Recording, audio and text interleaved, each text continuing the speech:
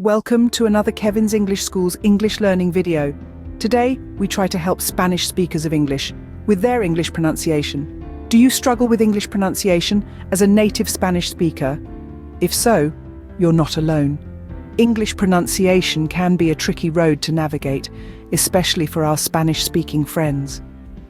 It's crucial to understand that pronunciation plays a significant role in communication. It's not just about sounding good, but also about making sure you're understood. Mispronunciations can lead to misunderstandings, and we certainly don't want that. So let's dive into the common mistakes and how to correct them. Let's embark on this exciting journey to perfect your English pronunciation. Ever wondered why English speakers find it hard to understand you, even when you know your vocabulary and grammar are correct?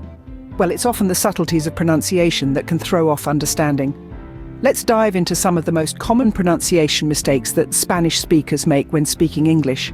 First off, vowel sounds. English has more vowel sounds than Spanish, which can lead to confusion. Take, for instance, the vowels in ship and sheep. They sound similar, but they aren't the same. In Spanish, there's only one I sound, but in English, there are two. Ship has a shorter I sound, while sheep has a longer E sound. It's a subtle but important difference. Next up, consonant sounds. English has some consonant sounds that don't exist in Spanish. The V and B sounds, for example, often trip up Spanish speakers. In English, V is pronounced with the teeth biting the lower lip, causing a slight vibration. B, on the other hand, is a plosive sound produced by blocking the air with your lips and then releasing it. The words vase and base might sound similar, but the initial consonant sounds are different. Lastly, let's talk about word stress. In Spanish, stress typically falls on the penultimate or second to last syllable.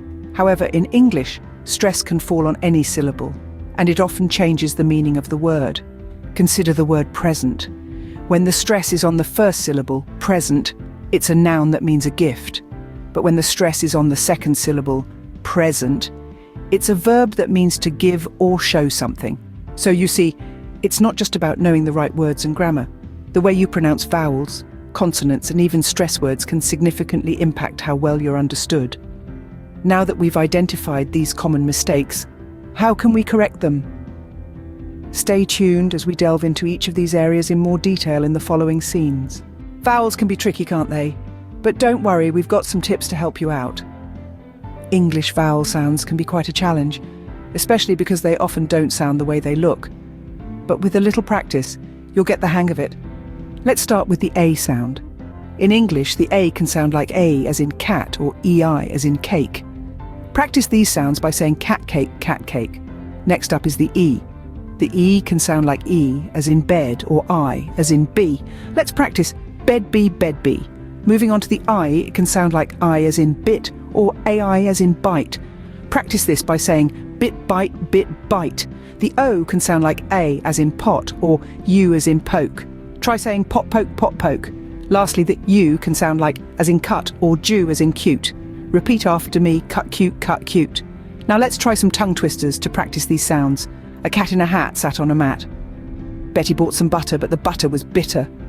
I scream, you scream, we all scream for ice cream. Ollie the octopus often opts for octagonal objects.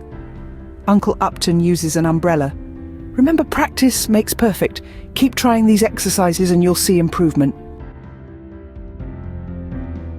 Scene script. Consonants are just as important as vowels. Let's make sure you're pronouncing them correctly. Every letter in the English alphabet has a unique sound, and it's important to pronounce each one accurately to be understood. The English language has a lot of consonant sounds that might not be present in Spanish, making them a bit tricky for Spanish speakers. Let's start with the English V and B. These sounds can be quite similar for Spanish speakers, but there's a slight difference. When you say V, your upper teeth should touch your lower lip. Try saying very. Now for B, both your lips should be closed. Practice with baby. Another common challenge is the J sound as in judge. In Spanish, this sound doesn't exist. It's pronounced like the S in measure. Try saying jelly. Now let's move on to some exercises. Try these tongue twisters at your own pace. Remember, these are not about speed, but about accuracy. Repeat them as many times as you need to get comfortable with the sounds. Lastly, don't forget to practice every day. Make it a habit to read English texts aloud. Listen to English music, watch English movies. The more exposure you get, the more natural these sounds will become to you. With consistent practice, you'll be able to pronounce these consonants correctly in no time. Word stress can dramatically change the meaning of a word. Let's get it right. Discovering the secrets of word stress in English is like finding the key to a hidden treasure. It's an essential part of the language that can dramatically alter the meaning of what you say. So, how do we conquer this linguistic beast? The first thing to remember is that not all syllables are created equal. In English, one syllable in every word is pronounced more strongly than the others. This is the stressed syllable. Here's a tip to identify it. Try singing the word. The syllable that you naturally emphasize is the stressed one. To practice, let's take a simple word, present. When we stress the first syllable, pre-sent, it becomes a noun, as in a gift.